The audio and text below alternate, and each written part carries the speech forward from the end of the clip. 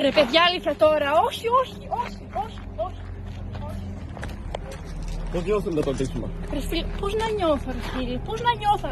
Φύγετε, όχι. Έλα ρε. Ναι ρε, σε 5 λεπτά είμαι εκεί. Δεν έχω θα φτάσω. Τι να πω, δεν έχω λόγια. Με πήραν στην αρχή τηλέφωνο και νόμιζα ότι μου κάνουν πλάκα.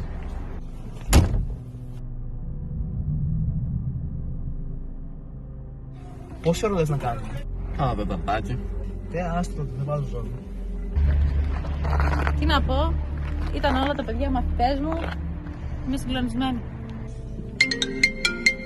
Δεν σου για το κινητό ρε. Ρε φίλε, οδηγάζω. Δάρε μπρο, αφού βλέπω έτσι αλλιώς. Σίγουρα να το δώσω. Δώσ' το. Έλα. Τον είχα πει το φίλο μου να βάλει κράνος, αλλά κρίμα.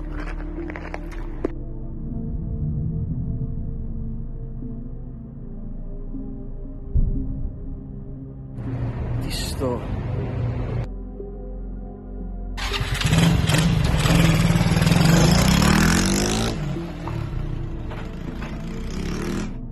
Συγκλονίστηκα μόλις έφτασα στο τόπο του δυστυχήματος. Ήταν πραγματικά τραγικό. Δεν υπάρχει καμία περίπτωση να βγουν ζωντανοί από αυτό το ατύχημα. Σε λίγες μέρες είχε και γενέθλια το παιδί. Πηγαίναμε να το γιορτάσουμε, αλλά δεν προλάβαμε.